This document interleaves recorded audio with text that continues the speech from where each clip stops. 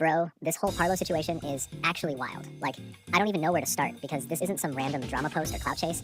It's literally one of the biggest downfalls we've seen in the Roblox YouTube scene. And it's happening in real time.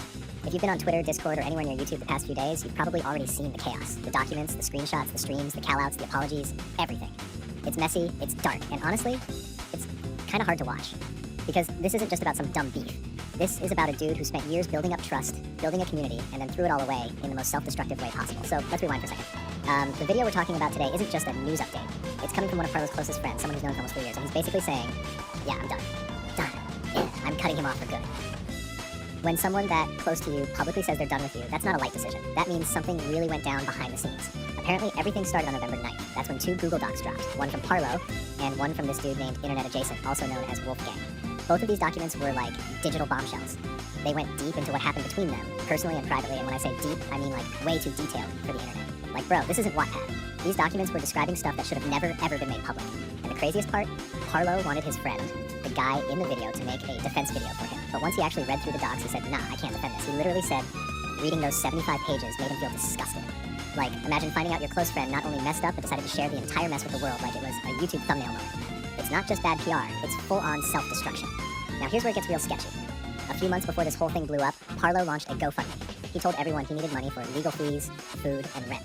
People, his fans, friends, even the dude narrating this video pitched in, thinking they were helping him get back on his feet. But turns out, the money didn't go to what he said it would. Nah, he allegedly used it to fund a trip to London to meet Wolfgang in person. And not just like a friendly trip, like a hookup trip. The receipts apparently show Parlo sent about $1,400 total. That was $1,100 for the plane ticket, $300 for the passport and travel fees.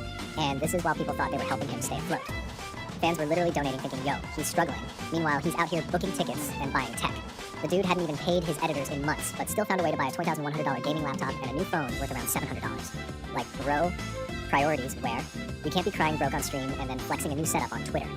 Now, when he got called out for this, instead of owning up to it, Parlo tried to say that the GoFundMe money came in after the trip, as if that makes it any better. That's not how that works. Once you're asking people for money, every cent matters. You can't pick and choose when you're broke. The narrator even says Parlo finally admitted it looked bad and said he'd refund donors, but only after being backed into a corner after a meltdown. But here's where it really starts spiraling. Parlo apparently told the narrator that he was violated by Wolfgang during their meetup, that things went down in the shower without his consent. Obviously that's a serious claim, and the friend didn't judge.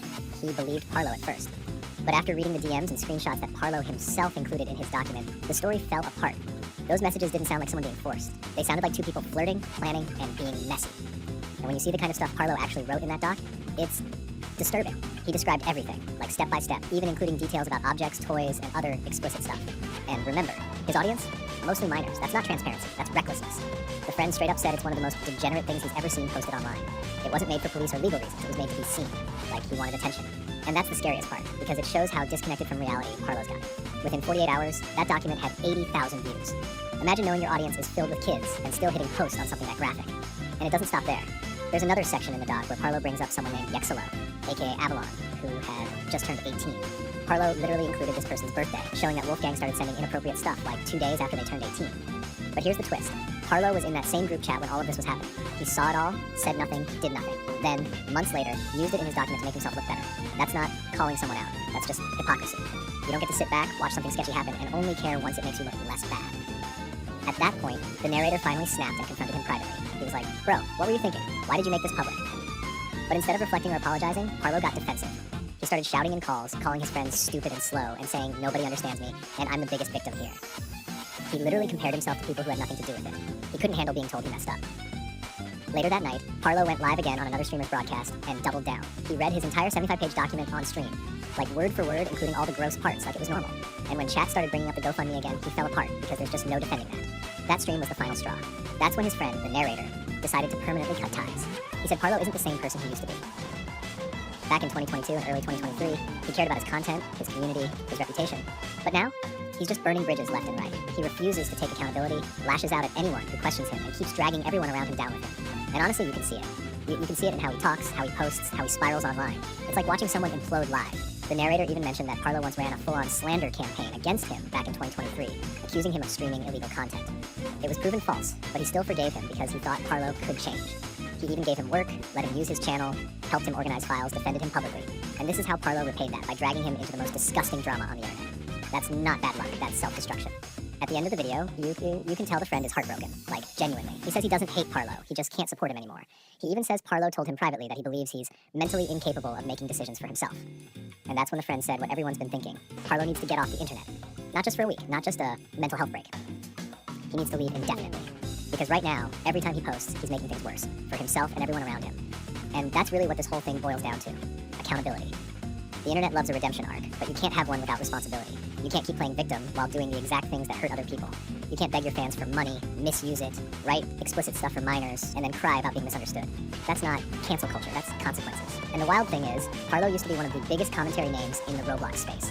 Dude was pulling insane numbers. His takes were sharp, his delivery was loud, and he wasn't afraid to call people out. But now, the same energy he used on others is coming right back at him. You can't preach about transparency and ethics while hiding a mess like this.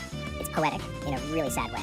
People are already making memes, edits, and shorts about this whole downfall. But honestly, it's not even funny anymore. It's just sad. Like watching someone you used to look up to go off the rails. Gen Alpha jokes aside, it's a reminder that the internet moves fast, but screenshots move faster. Once you post something, it's there forever. Parlo's 75-page transparency doc isn't going away. It's going to live online forever. Archived, reposted, analyzed, memed. Even his old friends, like the narrator, are catching heat just for being associated with him. That's how bad it's gotten. The ripple effect is real. People are unsubscribing, distancing, deleting collabs. It's like watching a ship sink and realizing the captain drilled holes in the hull himself. At one point, Parlo really could have fixed this. If he had just taken accountability early, apologized genuinely, refunded the donations, and stayed offline, maybe things wouldn't be this bad. But instead, he doubled down, kept talking, and now his entire online reputation is dust. You can't come back from posting something that graphic to a kid-heavy audience. There's no PR spin that can clean that. And the thing about the Roblox community is that it remembers. You can't disappear for a month and expect people to forget. This community is built on screenshots, clips, and memory. Once your name becomes a meme for being that guy who posted a 75-page doc, it's over. Still, this whole thing isn't just a Parlo L story, it's also a warning. A lot of YouTubers forget that the internet isn't therapy. You can't dump every part of your life online and expect sympathy. Transparency doesn't mean oversharing. It means owning your mistakes privately first, then communicating clearly when you're ready. What Parlo did wasn't transparency, it was exposure. And it's proof that not everyone should have a platform, at least not while they're still figuring themselves out. The saddest part is, there was real potential there.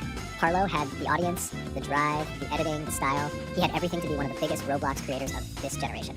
But fame without control is just chaos. And now the same fans who once defended him are the ones tweeting memes and calling him out. That's how fast the internet flips when you fumble. If you've been online for more than 5 minutes, you know that scandals come and go. But this one feels different. This isn't a one-week drama, it's a turning point. People are finally realizing how parasocial this space can get. Fans treat creators like friends, creators treat fans like emotional support, and when things go wrong, it's everyone's problem. And that's what this friend's video captured perfectly. It's not just anger, it's disappointment. You can hear it in his tone. He wanted to believe in Parlo, even after being wronged before. He wanted to see him change. But after everything, the GoFundMe, the explicit document, the gaslighting, the meltdowns, it's too late. Parlo's not being canceled. He's facing the outcome of his own actions. And until he logs off, reflects, and gets real help, nothing's gonna get better. Because this isn't a community issue anymore. It's a personal one. So yeah, that's the situation. One of the biggest self-implosions in Roblox YouTube history, fueled by ego, bad decisions, and oversharing. It's not entertaining, it's not drama, it's just tragic. And if there's one lesson here, it's this. Don't confuse being online with being understood. Because the internet doesn't forgive, it just forgets until the next scandal drops. And right now, Parlo's name is burned into the timeline, forever.